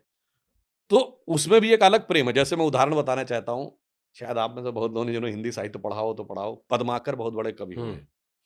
पद्माकर ने बहुत अच्छी कविताएं ब्रज भाषा में लिखी हैं। तो उनसे पूछा गया कि आपके जीवन का सबसे अच्छा छंद कौन सा था? वैसे उन्होंने एक से एक अच्छी लिखी हैं। तो अब उन्होंने उसका वर्णन दिया है कि जब भगवान कृष्ण की चिट्ठी लेकर उद्धव पहुंचते हैं गोपियों के पास, तो उनकी प्रतिक्रिया है, वो ब्रज भाषा में थोड़ा, वो कहते हैं, भेजे मन भावन के उद्धव के आवन की, सुनि ब्रज गावन व आवन सबे लगी। यानी जैसे पता चला कि मन भावन का पत्र लेकर उद्धव आए, भेजे मन भावन के उद्धव के आवन की, सुनि ब्रज गावन व आवन सबे लगी, सारी ब्रज गोपिकाएं आने लगी। और उझक की पद कंजन की अंजनी पे की पाती छाती छोहन सब लगी। यानी अपने पंजों पर उछलकर वो चिट्ठी को अपने हृदय से लगाती हैं, और हमको लिखो है कहाँ, हमको लिखो है कहाँ, हमको लिखो है कहाँ, कहन सब लगी। और एक और आपको बात बता दें, ये सारी चीजों में अल्टीमेटली ये सब कुछ आपके अंदर घटित होता है। इसीलिए मैंने कहा ये चीजें बहुत हाई लेवल की हैं। भारत में आइए, भारतीय संस्कृति को समझिए तो समझ में आएगा। बाहर के, मतलब एक लास्ट में मैं एग्जाम्पल देना चाहता हूँ, जिन बच्चों ने केमिस्ट्री अगर पढ़ी हो, हुँ, और नहीं पढ़ी तो जाके ये चेक कर लें। दो प्रकार के बॉन्ड होते हैं। हुँ, दो एटम्स हैं, तो एटम्स में एक न्यूक्लियस होता है और उसके दोनों चारों तरफ इलेक्ट्रॉन्स चल रहे होते हैं। तो दो, एक होता कोवैलेंट बॉन्ड जिसमें हुँ, दोनों एटम्स के इलेक्ट्रॉन्स का साझा हो जाता है, और एक होता है इलेक्ट्रोवैलेंट बॉन्ड जिसमें एक ने इलेक्ट्रॉन दे दिया, तो जिसने दे दिया उस पर पॉजिटिव चार्ज हो गया, जिसने ले लिया उस पर नेगेटिव चार्ज हो गया। तो because of the electromagnetic force दोनों एक हो जाते हैं। तो electrovalent bond is more strong, covalent bond is less strong. और अगर कोई शेयरिंग की ही नहीं तो बॉन्डिंग ही नहीं हुई। हुँ। इसका अर्थ क्या हुआ, प्रकृति भी बताती है जब आप त्याग कर देते हैं तो बॉन्डिंग बहुत स्ट्रांग होती है। साझे की, बराबरी की बॉन्डिंग हल्की होती है, और एकदम इंडिपेंडेंट रहेंगे तो बॉन्डिंग होती नहीं है। अच्छा, फेलियर कैसे हैंडल करते हैं? फेलियर, फेलियर क्या? अगर हार रहे हैं जीवन में, निराश हो रहे हैं, निराशा से कैसे ओवरकम करें? आप तो पॉलिटिशियन हैं, कई बार मनोकामनाएँ नहीं पूरी होती होंगी। वो होता है ना कि मेरी तपस्या में कुछ कमी रह गई। देखिए, उसका कारण ये है, मेरा मानना है, हाँ, भगवान पे भरोसा रखिए। हुँ, विधि का विधान जान, लाभ हानि सही है, हुँ, और जाही विधि राखे राम, ताही विधि रही है। सुंदर, ठीक है। ये मतलब मैं आपको बात बताता हूं कि ईश्वर में यदि आपका विश्वास है हुँ, आत्मविश्वास है तो आप धोखा खा सकते हैं, हम्म आत्मविश्वास में गलती हो सकती है, ईश्वर के विश्वास में गलती नहीं हो सकती। हम्म जो होगा, जो हमको हमारे साथ भगवान करेंगे, वो सही होगा। हाँ, ये बात ठीक है उसकी, फिर अगर आप उस स्थिति में हो तो परीक्षा भी लेंगे, और वैसे ऐसा भी नहीं कह सकते जब बुरी स्थिति आती तो मन पे विपरीत प्रभाव पड़ता है। हम्म परंतु अगर आप इस प्रकार के भावों के साथ अपने को जोड़े रखें, तो वो प्रभाव काफ़ी कम हो जाता है, और आप जीवन में दूसरा रास्ता या नया रास्ता खोजने के लिए तैयार होने की मना स्थिति में बन सकते हैं। ठीक, एक सेगमेंट है यस या नो का, आपको सिर्फ हाँ ना में जवाब देना, बस छोड़ दूंगा मैं, खत्म। क्या कभी ऐसा हुआ कि आप किसी डिबेट में गए, कुछ गलत निकल गया और फिर आपको लगा कोई बात नहीं, इनको कौन सा पता है? नहीं। अच्छा, वैसे तो एक और बात तो आप बता दें, आज के ज़माने में तो आदमी तुरंत मोबाइल पे चेक करता रहता है, और आजकल तो ऐसे ट्रोलर्स की फ़ौज भी बैठी रहती है ना, कि ज़रा-सा गलत हो तो आपको लेके भी हमला निकल आजकल जाएगा। इंस्टा पे बहुत फैक्ट चेक करने लगे लोग। हाँ, और मज़े की बात ये है, वो ऐसी-ऐसी बातों पे चेक करते हैं कि भाई मुझे बड़ा आश्चर्य लगता है, कि यार मतलब ये सिंपल सी चीज़ें नहीं समझ पा रहे। जैसे एग्ज़ाम्पल के लिए, हुँ, मैंने एक बात कही कि चंद्रमा की गति से धरती के पानी पे असर पड़ता है, हुँ, तो हमारे शरीर में धरती पे 70% पानी है और 30% लैंड है। हमारे शरीर में भी 70% पानी है और 30% सॉलिड है, और मन में 90% पानी है, ब्रेन में, तो इस पे असर नहीं पड़ता होगा। तो कह रहा है वो साहब वो ग्रेविटी की इक्वेशन देखिए ये और वो, तो उसके हिसाब से। अरे मेरे भाई, विज्ञान की उस दृष्टि से समझो, ये ग्रेविटी की इक्वेशन से नहीं चलेगा। जैसे मैं एग्जांपल देता हूँ, जब तक रिमोट नहीं आया था आज से 100 साल पहले, तो कोई कह सकता था कि एक रिमोट से क्या निकलता है, कि इलेक्ट्रॉन निकलता है। इलेक्ट्रॉन का वेट इतना कम है कि वो एक दीवार हिला सकता है ना। जब तक तुम फिजिक्स के सिद्धांत पे चलते रहोगे नहीं होता है। इलेक्ट्रॉन क्या करता है, उसमें प्रवेश करता है, और जो इंटर मॉलिक्यूलर स्पेस के बीच के इलेक्ट्रॉन्स है उनको एक्टिवेट करता है, उससे करंट जनरेट होती है, फिर करंट से एक डायनेमो क्रिएट होता है, और उससे मैकेनिकल फोर्स जनरेट होता है, और रिमोट के द्वारा चीज खुल जाती है। तो भाई, ये चंद्रमा का जो इफेक्ट आ रहा है, ये सिर्फ ग्रेविटेशनल पे नहीं, ये इंटरनल लेवल पे जाके समझो तब समझ में आएगा। इसलिए मैं किसी के हुँ, प्रति कोई अनथा भाव नहीं रखता हूँ, सिर्फ मैं कहता हूँ थोड़ी डेप्थ में जाइए, तब आपको समझ में आएगा। जैसे मैं एग्जांपल देना चाहता हूँ, एटम बम बना था, हुँ, ये प्रोजेक्ट मैनहट्टन। उस समय जब प्रेसिडेंट ट्रूमैन थे, तो उनके जो एडवाइजर थे, military adviser, his name was admiral William Leahy. उन्होंने कहा कि I am saying with firm conviction and it is scientifically proven कि this type of project will never take up, this bomb will never, bomb will, atom bomb will never come in reality, this I am saying an expert on explosive. ये सच था, वो गलत थोड़ी थे। Explosive जो होता है, जिसको विस्फोटक है, वो केमिकल एनर्जी के लेवल पे काम करती है, यानी मॉलिक्यूल्स के बीच के रिएक्शन के ऊपर एटॉमिक एनर्जी इनसाइड एटम काम कर रही थी। तब तक उनके नॉलेज के पैराडाइम में वो था ही नहीं। ठीक है। कभी अपनी पॉलिटिकल पार्टी का कोई स्टैंड जिससे आप डिसएग्री किए हो? ऐसी तो कोई किसी भारतीय विषय जनता पर कभी पार्टी ऐसा नहीं हुआ? जैसे बहुत सारे आपकी पॉलिटिकल पार्टी के लोग नुपुर शर्मा वाले को लेकर स्टैंड नहीं करते, कि उन्हें लगता है कि स्टैंड ले सकते हाँ, थे। यहाँ जो आपने बात की, एक बात समझिए, जो लोग हमारी पार्टी पर आरोप लगाते हैं भक्त, हुँ, हमारे यहाँ ये अंतर है। आप कांग्रेस और किसी दूसरी पार्टी में एक कोई उनका ऑर्गेनिक सपोर्टर दिखाइए जिसने किसी मुद्दे के ऊपर गांधी परिवार की इतनी भी आलोचना कभी की हो। स्टैंड यूं चेंज हो जाता है, और उसके बाद जय जयकार होती रहती है। मतलब राहुल गांधी जी 2014 में एक यंग बॉय वाली इमेज लेके आए, जिसको बाबा ब्रिगेड उस जमाने में कहते थे, और उन्होंने हिंदी में ईश्वर के नाम की शपथ ली, तब भी जय जयकार थी। फिर 2019 का चुनाव आया, अब वो जनेऊधारी हिंदू हो गए, कुर्ते के ऊपर जनेऊ पहन के, तब भी, और अपना गोत्र तक बताने लगे जाति के साथ, तब भी जय जयकार थी। फिर अब वो कार्ल मार्क्स वाली दाढ़ी बढ़ाकर और अंग्रेजी में ईश्वर के नाम की शपथ न लेके सोlemnly affirm होके, और एकदम वो अल्ट्रा नक्सल वाली विचारधारा कहने लगे, तो भी जय जयकार थी। तो भाई, असली भक्त तो वो हैं जिनका की कोई दीन ईमानी नहीं है। जो नेता ने कहा वो भक्ति हमारे यहाँ। तो कई ऐसे अवसर आए जब आपने सोशल मीडिया पे देखा होगा, हमारे ऑर्गेनिक सपोर्टर्स ने हमारा क्रिटिसाइज किया हाँ, है, जैसे मैं कहता हमारी हूँ पार्टी का। नुपुर वाले पे तो खुलकर उस अब वाले अभी भी कर एपिसोड रहे पे हैं, किया, और भी कई और मुद्दों के प्रियंका ऊपर रहा। गौतम को टिकट दे दिया। कई और बस मुद्दों के, तो आप ये दर्शाता है कि हमारे लोग फिर भी हमारे यहाँ वास्तविकता में तो किसी विषय पर लोकतंत्र और आप विचारधारा साइड हुए कि पार्टी की विचारधारा से? कुछ ना कुछ तो होगा ना सर? आप नहीं, नहीं कहना चाह रहे होंगे। नहीं, नहीं, ऐसी कोई बात नहीं। पार्टी के साथ तो कभी कोई ऐसी कोई विचारधारा नहीं रही। हाँ, कुछ एक हमारे अपने हुँ, विचार थे, वो कभी। ठीक है, ऑफ द रिकॉर्ड हम पूछ लेंगे। राजनीति में युवा नेता कब तक रहते हैं? देखिए, यदि आप विपक्षी दल में हैं, हाँ। तो आप 54-55 साल में युवा नेता रहते हैं। आप बचपन के ही माने जाते हैं कि उम्र 55 की दिल बचपन का, एक हुँ। कहावत भी है। और 70 साल की बंगाल की बेटी हो सकती है और 68-69 साल की दलित की बेटी हो सकती है। और वैसे युवावस्था में हमारे यहाँ ये रहता है कि 35 साल तक युवा माने जाते हैं। युवा मोर्चा का पदाधिकारी बनना है तो 35 साल से कम उम्र होनी चाहिए, उसके आगे वो नहीं माने जाते। मगर विपक्ष में ये अपनी सुविधा के अनुसार तय होता है ठीक कि है। कौन युवा है और कौन नहीं युवा है। मगर मैं यहाँ एक और बात कहूँ, सोच युवा होनी चाहिए। जैसे प्रधानमंत्री मोदी जी हैं, अब इसी बजट में अगर आप देखें, न्यूक्लियर टेक्नोलॉजी के लिए अलग मिशन, पिछले वाले बजट में हाइड्रोजन एनर्जी के लिए मिशन। सोलर एनर्जी का उन्होंने आने के साथ ही शुरुआत की, जो फ्यूचरिस्टिक टेक्नोलॉजी है। हुँ। और ये टारगेट रखा है कि हम इस समय 180 गीगावाट या 100 गीगावाट शायद सोलर से कर चुके हैं। हुँ। 180 शायद। और 2047 तक न्यूक्लियर एनर्जी से 100 गीगावाट का टारगेट है। तो आप सोचिए, ये होती है फ्यूचरिस्टिक टेक्नोलॉजी। और अब आप ये देखिए, एआई पे ग्लोबल समिट को को-चेयर करने प्रधानमंत्री जी गए। हुँ। ये फ्यूचरिस्टिक टेक्नोलॉजी, ये है युवाओं के लिए सोचना। और जिस अमृत काल की बात कर रहे हैं, 2047, तो आज का युवा जो है, यही तो 22-23 साल के बाद किसी इंपॉर्टेंट पोजीशन पे बैठ के देश में कोई ना कोई योगदान दे रहा होगा। और ये बाकी लोग क्या कर रहे हैं? वो पुराना मार्क्सो मैकाले वाले में, भाई वो 21st सेंचुरी के पीछे जा। अबे लड़ आपस में, लड़ क्यों नहीं रहे हो? उत्तर दक्षिण में लड़ो। जैसे वही कहते ना, कर्नाटक के मंत्री कि देखिए साहब, उत्तर वालों से ज्यादा रेवेन्यू कलेक्शन दक्षिण से आता, तो पत्रकार उनसे पूछे, क्या आप अलग होने सोचेंगे? हाँ जी। भाषा पे लड़ो भाई, कैसे नहीं लड़ रहे हो? वो देखो तमिलनाडु वाले और तेलंगाना वाले मंत्री ने कैसा बोला बिहार वालों के लिए, लड़ो, लड़ो, लड़ो। फिर वो मराठी और उत्तर भारतीय पे लड़ो। अरे लड़ क्यों नहीं रहे हो? कायदे से लड़ो। फिर उसके बाद लड़ो किस पे? भगड़े-पिछड़े में लड़ो भाई। फिर उसके बाद लड़ो, सामान्य वर्ग और दलित के बीच में लड़ो। और फिर इतना ही मत लड़ो।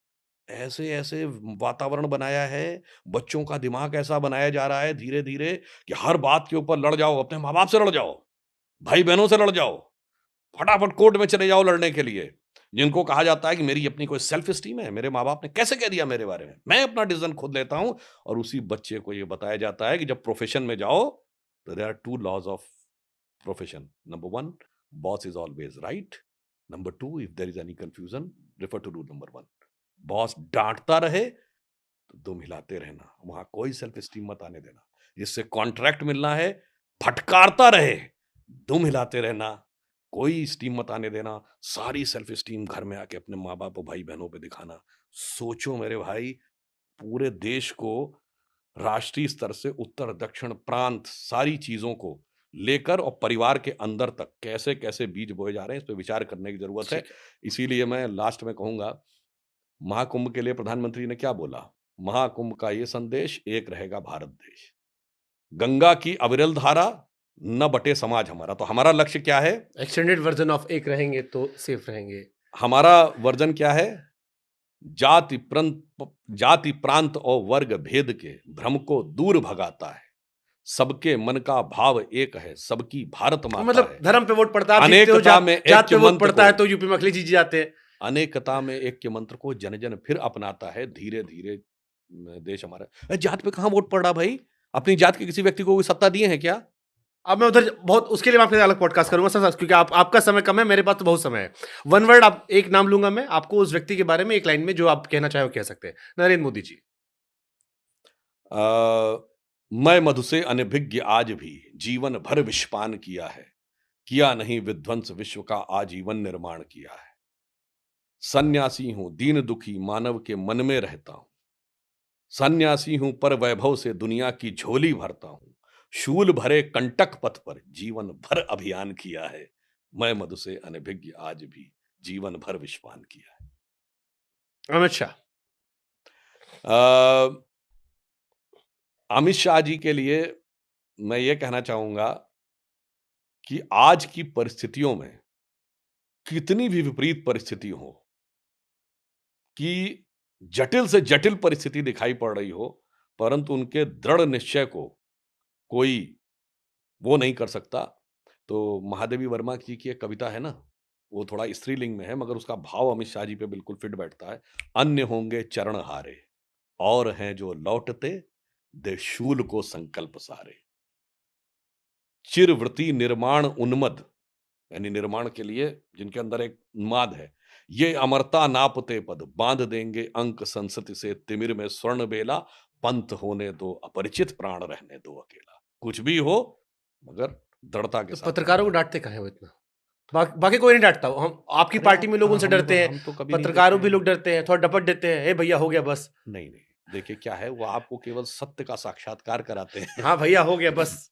नहीं, या वो पीछे से आता है, ए मयूख वो एक ऑडियो वीडियो वायरल हुआ। नहीं, नहीं, देखिए क्या आप है। डरते हो अमित शाह जी से? नहीं, नहीं।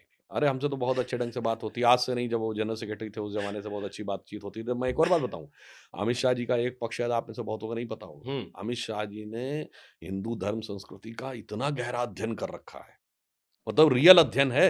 और ये मैं बोल रहा हूँ आपको उनसे व्यक्तिगत वार्ता के आधार पे। हुँ। मैं एक उदाहरण बताना चाहता हूँ, ये बात है 2013 की, तब वो जनरल सेक्रेटरी थे।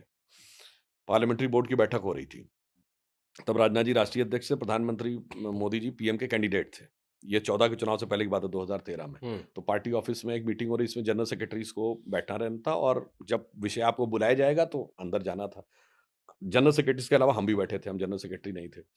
वहाँ पे बातचीत होनी शुरू हुई, पानीपत का तीसरा युद्ध, फिर मराठा साम्राज्य कैसे हुआ, फिर वहाँ से भारत की प्राचीन संस्कृति। तब मुझे पहली बार आभास हुआ कि अमित शाह जी ने कितना गहरा अध्ययन कर रखा है, जो उनकी प्रेज़ेंट परसेप्शन से थोड़ा कंट्रास्ट में नज़र आता है। लोगों को लगता है जैसे वो सिर्फ़ हार्डकोर जिसको आप कहते हैं ना कि वो चाणक्य वाली पॉलिटिक्स करते हैं। नहीं, उसके अनुसार उनके अंदर बहुत गहराई से उन्होंने अध्ययन भी कर रखा है। चाणक्य ओरिजिनल में थे या काल्पनिक थे? अब ये भी बड़ा चलता है आजकल। आप देखिए, हम यहाँ पे एक बात कहना चाहेंगे, वो कहते हैं सब उनके राम सेतु काल्पनिक है, चाणक्य काल्पनिक है। मतलब ये भी आजकल नई पीढ़ी के बच्चे बड़ा सवाल करते हैं। जिनके लिए पूरा देश ही काल्पनिक था, अब उनके लिए क्या बताया जा सकता है?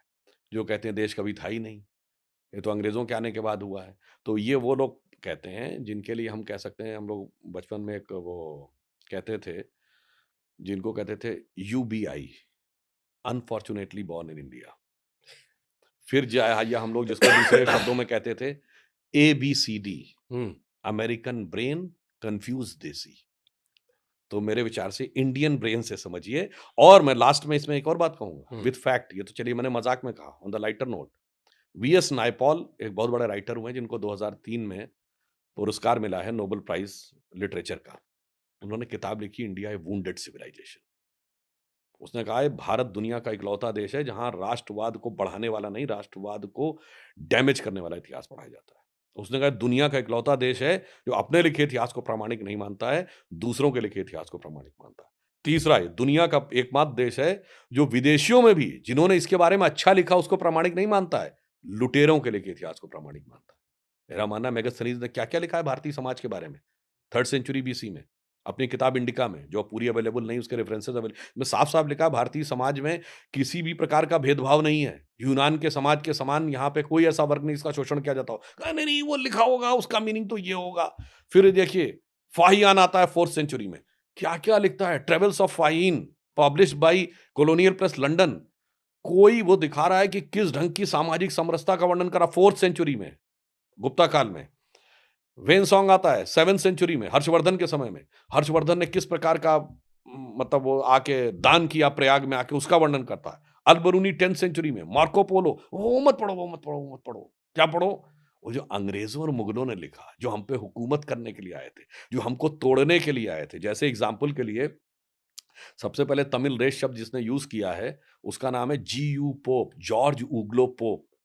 उसका आप पूरे मेमोयर्स पढ़ लें, उसने लास्ट में शायद 1905 या 6 में उसकी डेथ हुई, तब तो उसने ये तक लिखा है कि अगर हमें दुश्मन पे अटैक करना है तो उसी की भाषा में जाके करना पड़ेगा।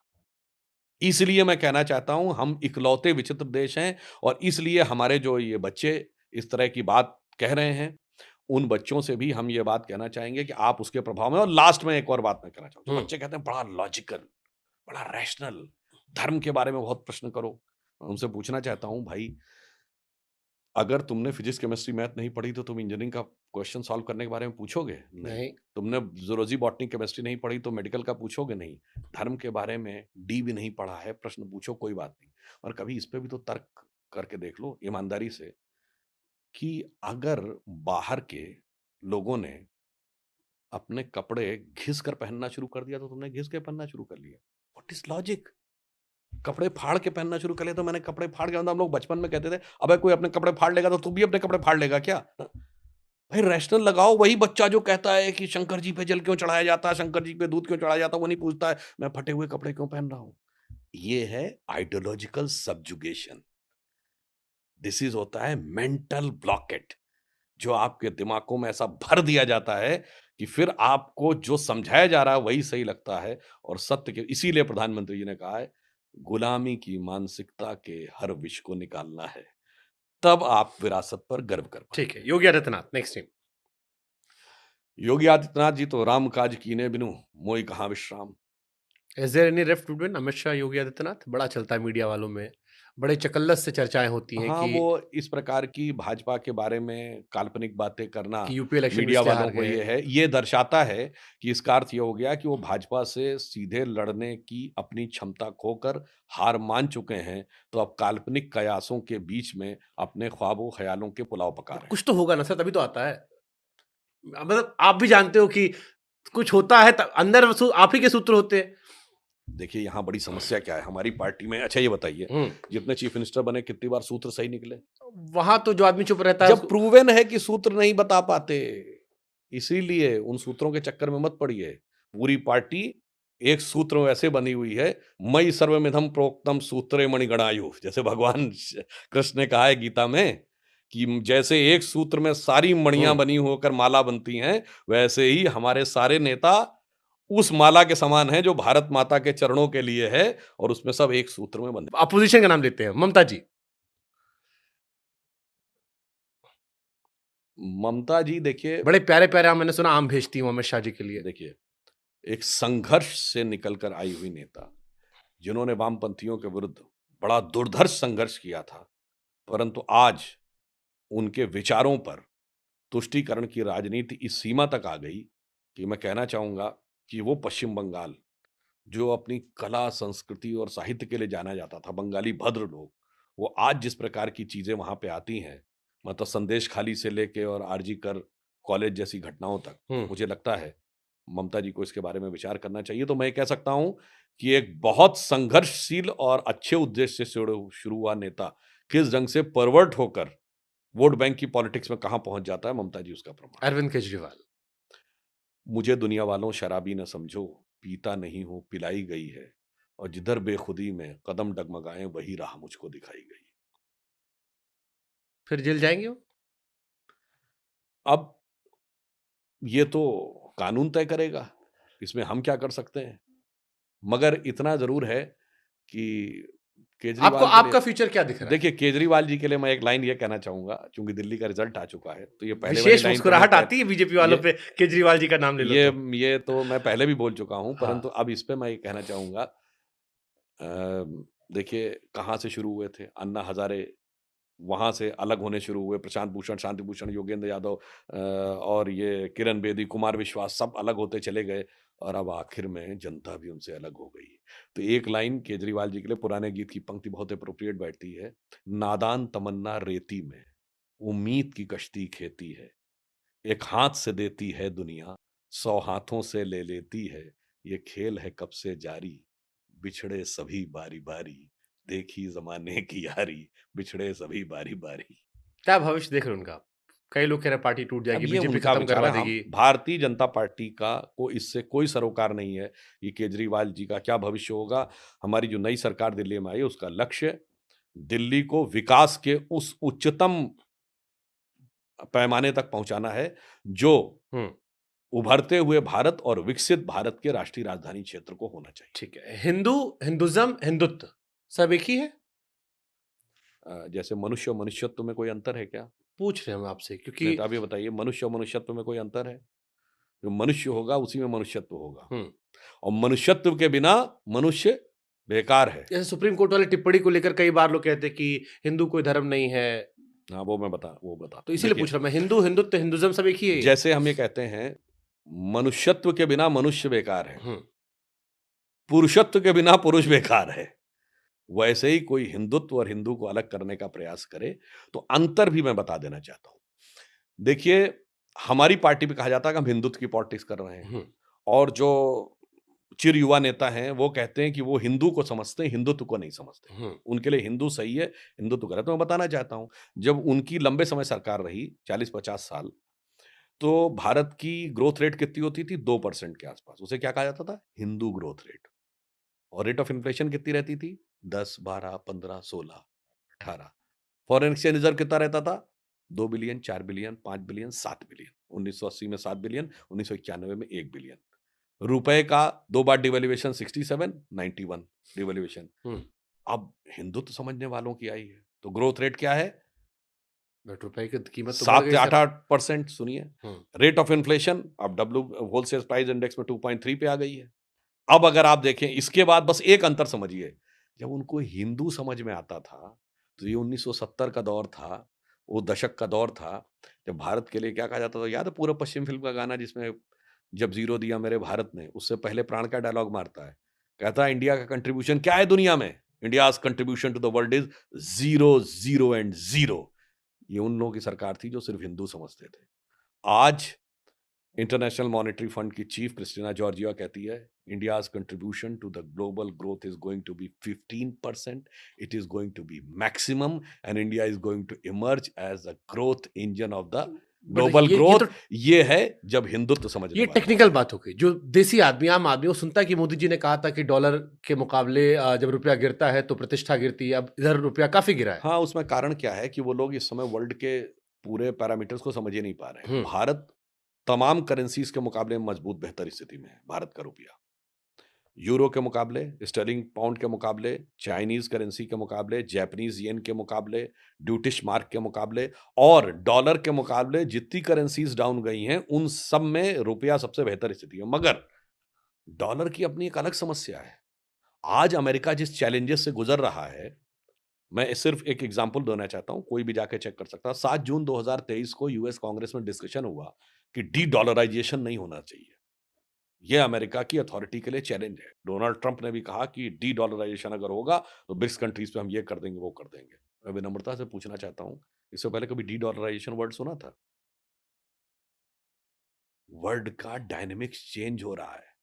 आज हमारा सबसे बड़ा जो फॉरेन से निर्यात होता है वो पेट्रोलियम में होता है, जिसका एक बड़ा हिस्सा हम रशिया से ले रहे हैं, जो रूपी रूबल में ले रहे हैं।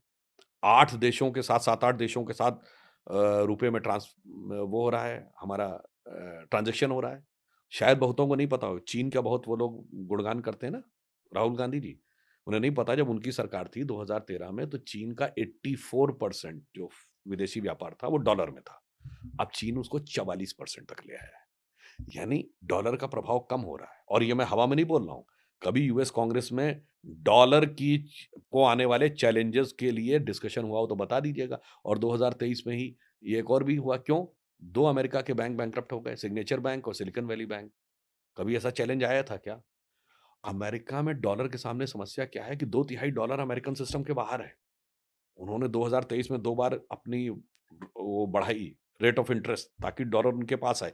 इस वजह से डॉलर का प्रभाव बढ़ता है, मगर आप खुद समझिए, आज अमेरिका के सामने देखिए मैं इसलिए कह रहा हूँ ज़रा इसको थोड़ा विचार करना चाहिए।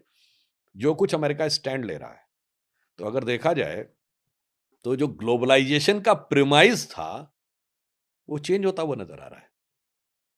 अब तो वो भी वही कहने लगा ना कि हम फर्स्ट। यूरोप कह रहा है पहले अपनी चिंता करो, अमेरिका कह रहा है पहले अपनी चिंता करो। तो वो जो था ना कि हम ग्लोबलाइजेशन की तरफ जा रहे हैं, इसे एक आप ऐसे समझिए 91 में जब सोवियत संघ का विघटन हुआ और ऐसा लगा अमेरिकन सुप्रीमेसी एस्टैब्लिश हो गई कि globalisation, market economy and democracy now it is become the final order of the world.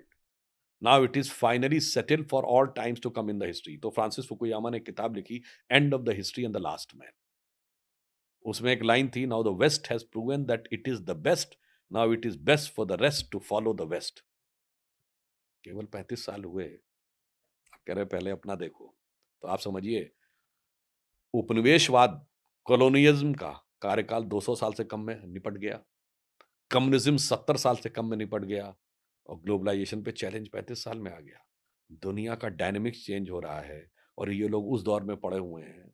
जैसे हमारे यहाँ लखनऊ में कहते हैं ना, अमा मियाँ वो दिन लद गए जब उस्ताद लल्लू खां फाख्ते उड़ाया करते थे। तो मैं ये कहना चाहूँगा उनसे, अमा मियाँ वो दिन लद गए जब रुपया डॉलर की लैला हुआ करती थी कि मजनू के एक पड़ता था पीठ पे बेंत, तो लैला के पीठ के ऊपर उसकी छापा जाया करती थी। अब वो दौर नहीं है। अब एक अलग प्रकार का वर्ल्ड उभर रहा है। इसलिए आप प्री 2013 के दौर के डॉलर से और आज की सिर्फ डॉलर सेंट्रिक अब ग्लोबल पॉलिटिक्स, अभी आप देखिए लेटेस्ट गोल्ड सबसे ज्यादा खरीदा जा रहा है। क्यों? तमाम घटे। मैं कोई इकोनॉमिक्स का इतना बड़ा विशेषज्ञ नहीं हूं, पर जितना मैंने पढ़ा है, गोल्ड का एक्यूमुलेशन होने में एक बहुत बड़ा कारण यह भी है कि लोगों को लग रहा है कि अगर करेंसीज को लेके ज्यादा उथल-पुथल हुई, in that case gold reserve should be there. ठीक है, लास्ट क्वेश्चन मेरा। धीरेन्द्र शास्त्री जी क्या 251 कन्याओं की शादी हो रही है और संभवतः मेरी नज़र में पहला मौका है जब किसी पर्सनल इवेंट पर देश के प्रधानमंत्री और देश के राष्ट्रपति दोनों दोनों जा रहे हो। धीरेन्द्र शास्त्री और वो कार्यक्रम इतना खास क्यों है कि देश के प्रधानमंत्री जी और महामहिम राष्ट्रपति जी दोनों वहां जा रहे हैं? देखिए, यदि वहां पर कन्याओं का विवाह हो रहा है और मेरी जानकारी में शायद एक अस्पताल भी खोला जा रहा है। कैंसर हाँ, हॉस्पिटल। तो अगर कोई कैंसर हॉस्पिटल और वो भी कोई संगठन अपनी व्यवस्था के द्वारा वर्ल्ड क्लास कैंसर हॉस्पिटल, वो भी उस बुंदेलखंड के उस रीजन में, जो आदिवासी इलाके में। हाँ, जो कि उस क्षेत्र में जो अभी उतना डेवलप्ड नहीं माना जाता है, तो एक सकारात्मक चीज है और सकारात्मक चीज में उत्साहवर्धन करना सरकार का कर्तव्य है। तो यदि माननीय प्रधानमंत्री या राष्ट्रपति महोदय जा रहे हैं तो निश्चित रूप से उसका समर्थन बट करना आपकी चाहिए। दृष्टि में कोई ऐसा और अवसर है जहां पर प्रधानमंत्री जी राष्ट्रपति जी दोनों गए हों? मुझे याद नहीं आ रहा था नहीं, किसी निजी अनेक कार्यक्रम में इस तरह से। अब इस ढंग से अगर हम कहें निजी कार्यक्रम क्यों, ऐसे बहुत सारे कार्यक्रमों में उद्घाटन में अगर आप देखें, दोनों नहीं जाते, नहीं, एक जाते हैं सुनो, आमतौर पर। कांची शंकराचार्य ने जो नेत्र का बहुत बड़ा वो खोला था हॉस्पिटल, उसमें प्रधानमंत्री जी गए थे। अभी बात है 1 डेढ़ साल पहले की है, वाराणसी की। और भी कई ऐसे वही अब मैं कह उतना या तो प्रधानमंत्री जी गए होंगे या मगर राष्ट्रपति जी गए होंगे। मगर दोनों यहाँ नहीं गए। मगर हम यहाँ ये कहना चाहेंगे, सवाल वो लोग पूछते हैं जो आतंकवादियों की मिजाज पुरसी में भी चले जाते थे।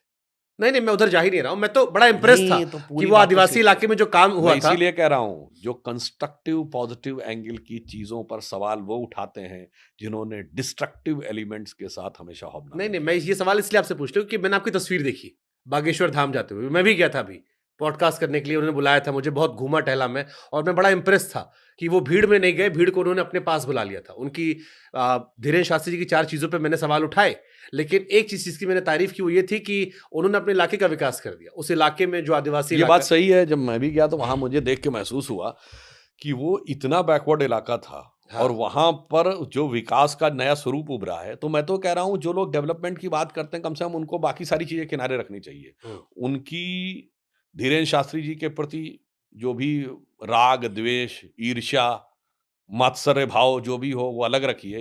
हिंदू धर्म, सनातन धर्म के प्रति जो आपके मन की घृणा, नफरत, हिकारत है, अलग रखिए। अरे डेवलपमेंट तो देखिए, ये लोग डेवलपमेंट के भी अगेंस्ट में रहते हैं।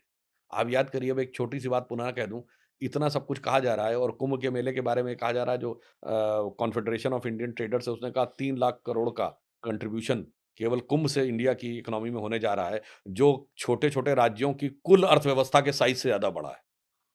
तब वो भी नहीं देखना चाहते, हर चीज में निगेटिव चीज देखना।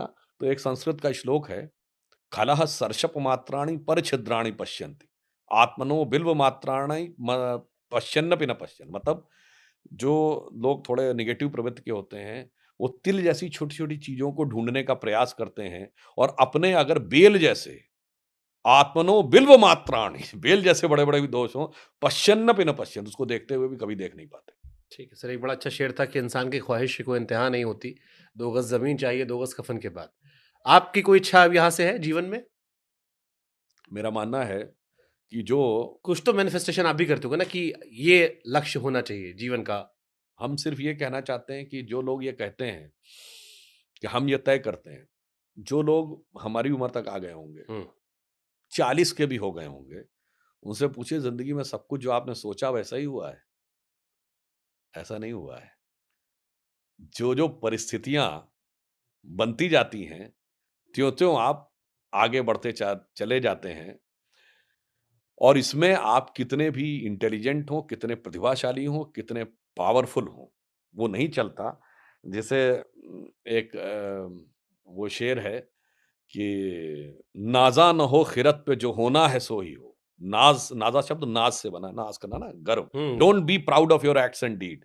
नाज़ा न हो खिरत पे, जो होना है सो ही हो। दानिश तेरी न कुछ मेरी दानिशवरी चले, राहे फना में दुनिया ने किसका दिया है साथ। तुम भी यूं ही चले चलो जब तक चली चले। और ठीक यही भाव रामचरितमानस की उस चौपाई में है कि बोले बिहसि महेश तब, ज्ञानी मूढ़ न कोय, जेहि क्षण रघुवर जस करें तेहि क्षण तैसे होए।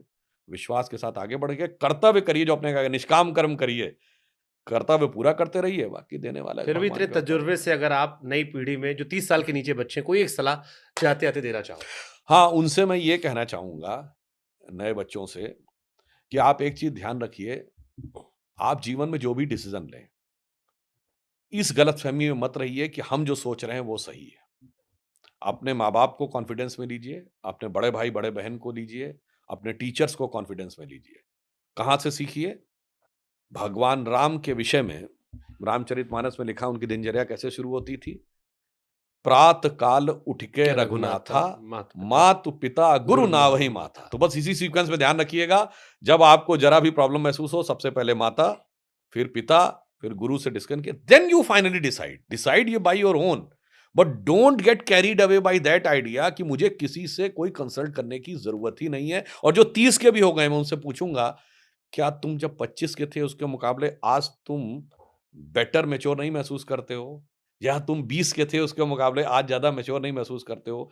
कभी ये मत समझो कि ये मेरी जो मैच्योरिटी लेवल है, दिस इज फाइनल। ये एक सीखने के आप प्रोसेस में हैं। और मैं लास्ट में ये भी कहना चाहूंगा कि सीखने के प्रोसेस में जो लोग ये कहते हैं हम तो स्मार्ट हैं, हम अपने आप सीखेंगे, नहीं साहब, स्मार्ट वो नहीं होता जो अपने आप सीखे। अपनी गलतियों से सीखते सीखते तो उम्र निकल जाएगी। स्मार्ट वो होता है जो दूसरों की गलतियों से सीख रहे। दूसरों की गलतियों से कौन सिखाता है? आपके बड़े बुजुर्ग बताते हैं, इसके आगे मत जाना, इसके आगे गलती है, वो उनका एक्सपीरियंस बता रहा है। जैसे मैं उदाहरण दूं, दो बच्चे चल रहे हैं, छोटे बालक, गर्म दूध रखा हुआ है एक किसी भगोने में, मेटेलिक पॉट में। दोनों की माँ ने कहा बेटा छूना नहीं, जल जाओगे। एक बच्चे ने कहा ऐसे कैसे इनके कहने से मान जाएंगे? मैं तो इंडिपेंडेंट हूँ, मैं तो इंडिविजुअल हूँ, मैं तो रैशनल थिंकिंग की बात करता हूँ, मैं छूंगा, छुआ, जल गया, चिल्लाया। फिर उसकी माँ आई, उसने उसके ऑइंटमेंट लगाया।